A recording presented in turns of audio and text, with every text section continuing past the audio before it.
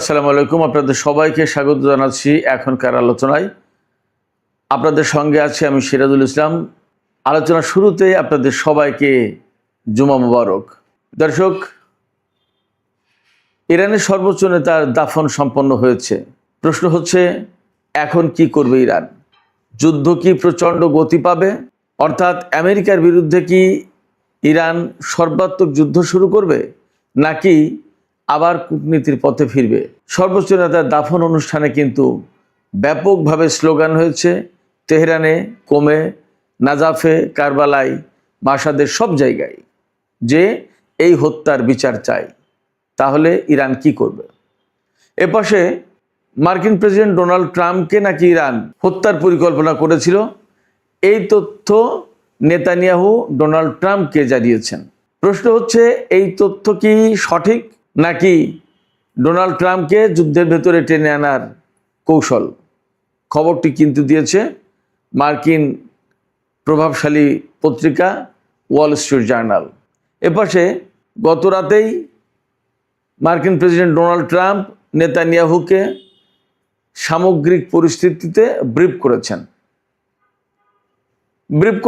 হয়তো ইরান পরিস্থিতি নিয়ে ব্রিফ করেছেন। তুরস্কের কাছে F-35 বিমান বিক্রি করবে আমেরিকা, সেই বিষয়ে। আমেরিকা নিজের বিমান বিক্রি করবে, তারপরেও ডোনাল্ড ট্রাম্প নেতানিয়াহুকে ব্রিফ করছেন। তাহলে প্রশ্ন আসছে, আসল বস কে, ট্রাম্প নাকি নেতানিয়াহু? আরও একটি গুরুত্বপূর্ণ বিষয় নিয়ে এই ভিডিওতে আলোচনা করব। সেটি হচ্ছে, বাহরাইন এবং কুয়েত নাকি আমেরিকার সাথে জোট বেঁধে ইরানের উপর হামলা চালিয়েছিল। গত 2 দিন যে হামলা হলো, তাতে কুয়েত এবং বাহরাইন নাকি যুক্ত হয়েছে। প্রশ্ন আসছে, তাহলে কি উপসাগরীয় অঞ্চলের হিসাব নিকাশ বদলে যাচ্ছে? আমরা দেখেছি এপাশে গত রাতে ইরানের বিরুদ্ধে আমেরিকা কিন্তু কোনো হামলা চালায়নি। সঙ্গত কারণে ইরানও হামলা চালায়নি। শোনা যাচ্ছে দুই পক্ষ নাকি আবার কূটনীতির ট্র্যাকে ফিরে এসেছে। তাহলে প্রশ্ন হচ্ছে, মাঝে মাঝেই কেন এই হামলা পাল্টা হামলার ঘটনা ঘটছে? চুক্তির ভিতরে আসলে কোনো সমস্যা আছে কিনা? একই সাথে আরেকটি বিষয়ে আজকের ভিডিওতে আলোচনা করব। সে বিষয়টি হচ্ছে, ডোনাল্ড ট্রাম্পকে আমরা মাঝে মাঝেই দেখছি ইরানের বিরুদ্ধে হামলা চালাতে, কখনো দেখছি হামলা বন্ধ করতে, কখনো চুক্তির কথা বলছেন, কখনো শান্তির কথা বলছেন, কখনো ইরানি নেতাদেরকে প্রশংসা করছেন, আবার তিনি যুদ্ধ শুরু করছেন, আবার তিনি কূটনৈতিক আলোচনা ভেঙে দিচ্ছেন, আবার তিনি গালিগালাজ করছেন ইরানি নেতাদেরকে। এই যে একটা আউলা ঝাউলা অবস্থা, এই আউলা ঝাউলা পদ্ধতির যুদ্ধ করার কারণ কি? কেন তার কোনো সুনির্দিষ্ট স্ট্র্যাটেজি নেই? একই সাথে আমরা সর্বশেষ পর্যায়ে যে বিষয়টি নিয়ে আলোচনা করব, হরমুজ প্রণালীর এই ক্রিটিক্যাল সিচুয়েশনে তেলের বাজার কিন্তু আবার মারাত্মকভাবে অস্থির হয়ে পড়েছে। তাহলে আমাদের অর্থনীতির ভবিষ্যৎটা যাচ্ছে কোথায়? সুপ্রিয় দর্শক, এই সব বিষয়গুলো নিয়েই আমি এখন বিস্তারিত আলোচনা করার চেষ্টা করব। আশা করি আলোচনাগুলো খুব ভালো লাগবে, আর শেষ পর্যন্ত আপনারা সঙ্গেই থাকবেন। সাথে সাথে এও বলি, যদি ভিডিও ভালো লাগে তাহলে লাইক কমেন্ট করবেন এবং চ্যানেলটি সাবস্ক্রাইব করে সাথেই থাকবেন। দর্শক, চলুন আমরা বিস্তারিত আলোচনায় চলে যাই। ইরানের সর্বোচ্চ নেতা আয়াতুল্লাহ আলী খামেনি, তার দাফন সম্পন্ন হয়েছে গতকাল রাতে। ইরান সময় 9:30টার সময় সর্বশেষ জানাজা অনুষ্ঠিত হয়, এরপরে তার দাফন সম্পন্ন হয়। জানাজা পড়িয়েছেন তারই ছেলে মোস্তফা হোসাইন খামেনি। এই জানাজায় 1.5 কোটি মানুষ উপস্থিত ছিলেন বলে জানা যাচ্ছে। এই পর্যন্ত আমরা যা জানলাম, তেহরান, কোম, কারবালা, নাজাফ এবং মাসাদ, এই 5টা জায়গায় সর্বোচ্চ নেতার জানাজা অনুষ্ঠিত হয়েছে। এবং এই সব জানাজায়, শোক মিছিলে, শ্রদ্ধা জানানোর অনুষ্ঠানে মোট 4.5 কোটি মানুষ উপস্থিত ছিল, দেশ বিদেশ এবং ইরাকের মানুষ।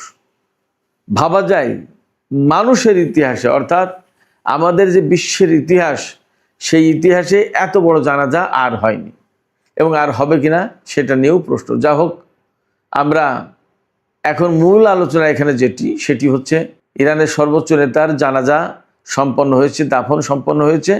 কিন্তু একটি বিষয় প্রচণ্ডভাবে জেগে উঠেছে, জাগরুক হয়ে উঠেছে, সেটি হচ্ছে সর্বোচ্চ নেতার হত্যাকারীদের বিচার করতে হবে। হত্যার বদলা চায়, হত্যার বদলা হত্যা। অর্থাৎ এরই মধ্যে আমরা দেখেছি বিভিন্ন জায়গায়, বিশেষ করে মাসাদে বড় বড় ব্যানারে লেখা আছে ডোনাল্ড ট্রাম্পকে হত্যা করতে হবে, ডোনাল্ড ট্রাম্পকে হত্যা করে, ইত্যাদি ইত্যাদি। এবং ইরানের যে IRGCর খাতামুল আম্বিয়া হেডকোয়ার্টার্স, এই খাতামুল আম্বিয়া হেডকোয়ার্টার্সের commander major general Ali Abdullahi তিনিও বলেছেন যে তারা সর্বোচ্চ নেতার হত্যাকাণ্ডের বদলার বিষয়টি কখনো ভুলে যাবে না এবং আমেরিকার সাথে কোনো আপোষ হবে না। এমনকি ইট মারলে পাটকেল ব্যাপারটা আর তেমন থাকবে না, সামান্য হামলার কঠোর জবাব হবে। তার মানে ইরান একেবারে পরিপূর্ণভাবে প্রস্তুত। এই জায়গায় প্রশ্ন আসছে, আসলে কি ইরান সর্বোচ্চ নেতার এই হত্যার প্রতিশোধ নেবে? নিলে কিভাবে নেবে? ইরান কি গোপনে ট্রাম্পকে হত্যার কোনো পরিকল্পনা সাজাবে, নাকি যুদ্ধের ভেতর দিয়েই কোনো না কোনোভাবে এই হত্যার প্রতিশোধ নেবে? এই অনেক বড় প্রশ্ন, অনেক প্রশ্ন। এই সমস্ত প্রশ্নের আসলে আমাদের কাছে কোনো জবাব নেই। হয়তো ভবিষ্যৎ বলে দেবে, সময় বলে দেবে কি হচ্ছে, কি হবে, কি হলো। তবে এইরকম একটা প্রেক্ষাপটে ইসরায়েলের প্রধানমন্ত্রী বেনিয়ামিন নেতানিয়াহু ডোনাল্ড ট্রাম্পকে জানিয়েছেন বা মার্কিন গোয়েন্দাদেরকে জানিয়েছেন যে ডোনাল্ড ট্রাম্পকে হত্যার পরিকল্পনা করছিল ইরান। কখন? আমরা জানি গত পরশুদিন এবং তার আগের দিন, এই 2 দিন তুরস্কের রাজধানী আঙ্কারায় নেটো জোটের সম্মেলন অনুষ্ঠিত হয়েছে, শীর্ষ সম্মেলন। সেই শীর্ষ সম্মেলনে ডোনাল্ড ট্রাম্প এসেছিলেন, যোগ দিয়েছিলেন। যাওয়ার সময় তিনি তার পুরনো এয়ারফোর্স 1 বিমানে করে তুরস্ক থেকে ব্রিটেন পর্যন্ত গেছেন। তারপরে ব্রিটেন থেকে তার নতুন এয়ারফোর্স 1 এই বিমানে করে আমেরিকা গেছেন। এই জায়গায় প্রশ্ন এসেছে এবং সাংবাদিকরা প্রশ্ন করেছে। আমি গতকালকের রাতের ভিডিওতে বলেওছি যে সাংবাদিকরা প্রশ্ন করেছিলেন ডোনাল্ড ট্রাম্পকে, আপনি কি ভয় পাচ্ছেন? আপনি বিমান পরিবর্তন করছেন, আপনার জীবনের কোনো ঝুঁকি আছে কিনা? তিনি তখন বলেছিলেন যে শত্রুরা আমাকে 1 নম্বর হিট লিস্টে, অর্থাৎ হত্যা তালিকার 1 নম্বরে আমাকে রাখে এবং ইরান তালিকা করেছে, আমাকে 1 নম্বরে রেখেছে। তিনি বলেছেন যে আমি এই সমস্ত কেয়ার করি না, বাট তিনি বিমান কিন্তু পরিবর্তন করেছেন এবং মার্কিন গোয়েন্দারা নাকি তাকে পরিবর্তন করতে বাধ্য করেছে যে এই বিমানে যাওয়া যাবে না, পুরনো বিমানে যেতে হবে। এটা নিয়ে প্রশ্ন আছে, তাহলে নেতানিয়াহুর এই তথ্য সত্য, নাকি ডোনাল্ড ট্রাম্পকে এই রকমের ভয় ভীতি দেখিয়ে বা ইরানের বিরুদ্ধে উস্কানি দিয়ে ডোনাল্ড ট্রাম্পকে আবার যুদ্ধের ময়দানে টেনে আনতে চান নেতানিয়াহু? সে প্রশ্ন কিন্তু আসছে। যদিও ওয়াল স্ট্রিট খবর দিচ্ছে সেক্ষেত্রে যথেষ্ট গ্রহণযোগ্য সূত্র বা বড় সূত্র, কিন্তু আসলে এর পেছনের কথা, পেছনের গল্পটা কি? নেতানিয়াহু ডোনাল্ড ট্রাম্পকে অ্যাকুরেট তথ্য দিলেন, নাকি ডোনাল্ড ট্রাম্পকে খেপিয়ে দিলেন ইরানের বিরুদ্ধে আরও হামলা চালানোর জন্য? আমরা কিন্তু গত 2 রাতে ব্যাপক হামলা চালাতে দেখেছি ইরানের উপরে। ইরানও যদিও তার পাল্টা জবাব দিয়েছে। তাহলে এই জায়গায় এই প্রশ্ন খুব একটা অযৌক্তিক নয় যে নেতানিয়াহু আসল তথ্য দিয়েছে, প্রকৃত তথ্য দিয়েছে, নাকি ডোনাল্ড ট্রাম্পকে খেপিয়ে ইরানের বিরুদ্ধে নতুন করে যুদ্ধের উস্কানি দিচ্ছেন। এর পাশে গত রাতে কিন্তু আমেরিকা এবং ইরানের মধ্যে কোনো হামলা, পাল্টা হামলার ঘটনা ঘটেনি। তাহলে তার মানে দাঁড়াচ্ছে যুদ্ধ আপাতত স্থগিত, যুদ্ধ আপাতত বন্ধ। প্রশ্ন হচ্ছে ডোনাল্ড ট্রাম্প মাঝে মাঝে কেন হঠাৎ করে ইরানের উপরে বড় রকমের হামলা চালায়, ইরান পাল্টা জবাব দেয়, আবার আমেরিকা থেমে যায়, আবার কূটনীতির পথে হাঁটে। এর আগেও আমরা দেখেছি গত বছরের জুন মাসে যে যুদ্ধ হয়েছিল 12 দিনের, সেই যুদ্ধে আমেরিকা হঠাৎ করে ইরানের বিরুদ্ধে যুদ্ধে জড়িয়ে গেল। 1-2 দিন পরে বললো যুদ্ধবিরতি, যুদ্ধবিরতি, শান্তি, শান্তি, একদম যুদ্ধবিরতি, এবং তিনি এই যুদ্ধ থেকে বেরিয়ে গেলেন এবং ব্লাফ মারলেন কি ইরান এবং ইসরায়েল 2 পক্ষই নাকি কান্নাকাটি করছে ডোনাল্ড ট্রাম্পের কাছে, আমরা যুদ্ধবিরতি চাই। যা হোক, তখন তো ইরান যুদ্ধবিরতি দিতে রাজি হয়নি, পরে এক পর্যায়ে রাজি হলো। আবার এই বছরে যে 40 দিনের যুদ্ধ গেল 28শে ফেব্রুয়ারি থেকে শুরু করে 7ই এপ্রিল পর্যন্ত, এই যে 40 দিনের যে যুদ্ধ গেল, এই যুদ্ধে ইরান কিন্তু কোনো মতেই বিরতি দিতে চায়নি, যুদ্ধবিরতি করতে চায়নি, কোনো চুক্তিতে যেতে চায়নি। আমেরিকা, বিশেষ করে মার্কিন প্রেসিডেন্ট ডোনাল্ড ট্রাম্প জোর জবরদস্তি করে, অনুনয় বিনয় করে বিভিন্ন দেশকে লাগিয়ে ইরানকে যুদ্ধবিরতিতে রাজি করিয়েছে। সেই যুদ্ধবিরতিতে রাজি করার পরপরই 2 দিন পরেই ইরানের উপরে নৌ অবরোধ দিয়ে রাখলো। আবার মাঝে মাঝে হামলা চালালো, ইরানও জবাব দিল। আবার কূটনীতির আলোচনা চলতে থাকলো, পাকিস্তান, কাতার, তুরস্ক বিভিন্ন দেশ মধ্যস্থতা করলো, আলোচনা করলো, বিভিন্ন রকমের তৎপরতা চালালো যাতে শান্তি চুক্তিটা হয়। নানান রকমের দেন দরবার, বহু কষ্ট ক্লেশের ভেতর দিয়ে পাকিস্তান এবং কাতার, ইরান আর আমেরিকাকে এই 14 দফা সমঝোতা স্মারকে সই করালো। তাদের ভেতরে একটা শান্তি পরিস্থিতি ফিরিয়ে আনলো এবং এই 14 দফা সমঝোতার পরে চূড়ান্ত চুক্তি হওয়ার কথা ছিল পরমাণু আলোচনা শেষে। কিন্তু এর ভিতরেই আমেরিকা কয়েক দফা ইরানের উপর হামলা চালিয়েছে। বাধ্য হয়ে ইরানও পাল্টা হামলা চালাতে বাধ্য হয়েছে। এই পরিস্থিতিতে আমরা দেখতেই পাচ্ছি আমেরিকা একবার ইরানের উপর হামলা চালাচ্ছে, আবার চলে যাচ্ছে, আবার পিছিয়ে যাচ্ছে, আবার আলোচনা আসছে, আবার চুক্তির কথা বলছে, একবার ইরানের নেতাদের প্রশংসা করছে, আবার গালিগালাজ করছে। কেন এই অবস্থা ডোনাল্ড ট্রাম্পের? এটা কি তার মানসিক সমস্যা, তার বয়সজনিত কারণে, বার্ধক্যজনিত কারণে কোনো সমস্যা, ভুলে যায়, আবার হঠাৎ হঠাৎ যা মনে পড়ে তাই করেন, নাকি তার পেছনে এমন কোনো শক্তি আছে যার কথায় তিনি ওঠেন বসেন এবং যা বলেন তিনি তাই করেন? নাকি তিনি যখন মনে করেন যে এখন হামলা চালিয়ে ইরানকে একটু বেকায়দায় ফেলা উচিত, তখন তিনি তাই করেন। তখন হামলা চালাতে গিয়ে দেখেন যে ইরান ব্যাপকভাবে প্রতিরোধ শুরু করেছে, তখন তিনি তাড়াতাড়ি আবার হামলা বন্ধ করেন এবং শান্তি যুদ্ধবিরতি করেন। আসলে কোনটা? সমস্যাটা কোথায়? নাকি এই যে 14 দফা সমঝোতা হয়েছে তার ভিতরে সমস্যা? ইরান তো বারবারই সেই শুরু থেকে বলে আসছে যে আমাদের কথাই হরমুজ প্রণালী চলবে, এখানে 60 দিন পর্যন্ত আমরা কোনো টোল বা ফি নেব না, কিন্তু এই প্রণালীতে জাহাজ কখন কোনভাবে কিভাবে চলবে, কারা যাবে কারা যেতে পারবে না, সমস্ত সবকিছু কন্ট্রোল করবে ইরান। এবং সেইগুলো মেনে নিয়েই তো নিশ্চয়ই চুক্তি হয়েছে। তাহলে এখন কেন ইরানের এই কন্ট্রোল মানতে সমস্যা আমেরিকার? আসলে চুক্তির ভিতরে কোনো সমস্যা আছে কিনা? যদি থাকে তাহলে মধ্যস্থতাকারীদের বা আমেরিকার পক্ষ থেকে পরিষ্কার করে বলা উচিত যে তোমার এই কথা আমরা মানি না।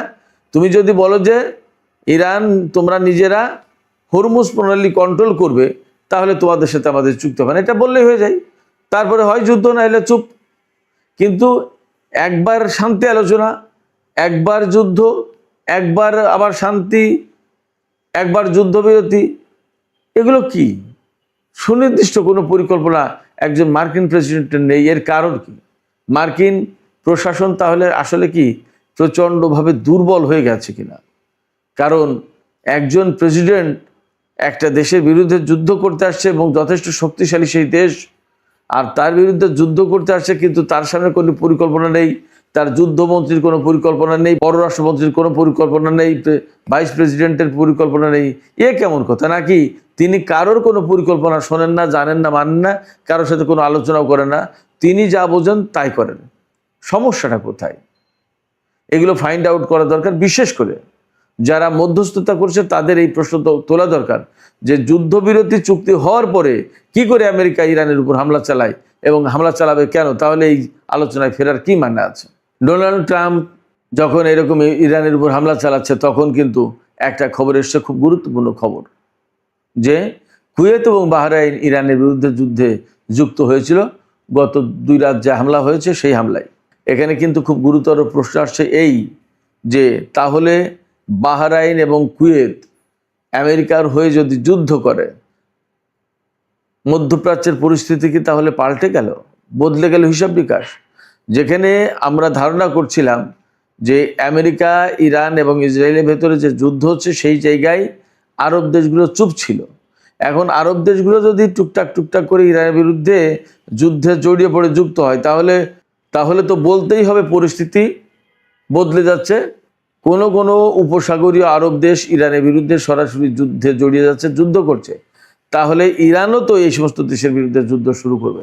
তাহলে পরিস্থিতি পাল্টে যাবে। আঞ্চলিক বড় রকমের কোনো যুদ্ধ শুরু হবে কিনা, এবং এই যে আরব দেশগুলো কুয়েত, বাহরাইন, এই সমস্ত দেশ কোন হিসাব নিকাশে ইরানের সাথে যুদ্ধে যাচ্ছে, যেখানে আঞ্চলিক এবং প্রতিবেশী দেশ তার সাথে যুদ্ধে যাচ্ছে আমেরিকার হয়ে।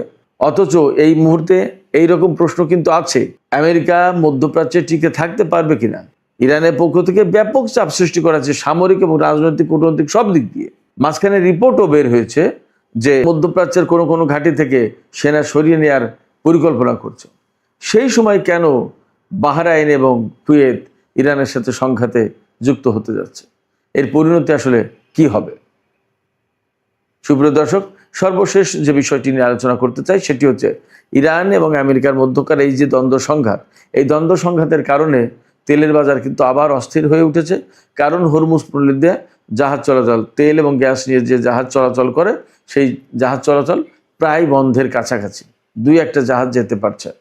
শুধু তাই না, এরই ভিতরে খবর এসেছে আমেরিকার যে স্ট্র্যাটেজিক রিজার্ভ, তেলের যে কৌশলগত রিজার্ভ, এই রিজার্ভ ফুরিয়ে আসার কাছাকাছি, একেবারে খুব কাছাকাছি।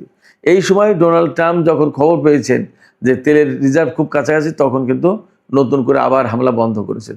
আবার যখন একটু রিজার্ভ বাড়াতে পারবেন, তখন হয়তো আবার ইরানের বিরুদ্ধে যুদ্ধ শুরু করবেন। তার মানে দাঁড়াচ্ছে ডোনাল্ড ট্রাম্পের খেয়াল খুশি, ইচ্ছা অনিচ্ছার উপরে এই বিশ্ববাসী এখন নির্ভর করতে বাধ্য হচ্ছে। এই জায়গায় বিশ্ববাসীর উচিত মার্কিন প্রশাসনের সামনে দাঁড়িয়ে কথা বলা, বিশেষ করে যাদের এই হিম্মত আছে, এই শক্তি আছে, এই প্রভাব আছে, তারা জোটবদ্ধ হয়ে আমেরিকার প্রেসিডেন্ট ডোনাল্ড ট্রাম্পকে পরিষ্কার বার্তা দেওয়া উচিত যে আপনি যদি এই করেন তাহলে আমরা আপনার সাথে নেই এবং এইগুলো আপনি করতে পারেন না। সুপ্রিয় দর্শক, এখনকার আলোচনা এখানেই শেষ করতে চাই। তবে যাবার আগে আমি আপনাদের কাছে জানতে চাই যে সর্বোচ্চ নেতার দাফন সম্পন্ন হয়েছে। ইরানের জনগণ কিন্তু প্রতিশোধ এবং প্রতিরোধের জন্য ফুঁসছে। ইরান কি আসলে বড় রকমের কোনো প্রতিশোধের দিকে যাবে? কি মনে হচ্ছে? এপাশে বাহরাইন এবং কুয়েত ইরানের বিরুদ্ধে যুদ্ধে যোগ দিচ্ছে বা যোগ দিয়েছে, এই খবরকেই বা আপনারা কিভাবে দেখছেন? যদি সত্য হয় তাহলে বিষয়টি তো আসলে যথেষ্ট বিপজ্জনক। আপনাদের কি মনে হয়? আপনাদের মতামত কমেন্টে জানাতে পারেন। আর ভিডিও ভালো লাগলে লাইক, কমেন্ট, শেয়ার করবেন প্লিজ, এবং চ্যানেলটি সাবস্ক্রাইব করে সাথেই থাকবেন। সুপ্রিয় দর্শক, এখনকার আলোচনা এখানেই শেষ করছি। আপনারা সবাই অনেক ভালো থাকুন।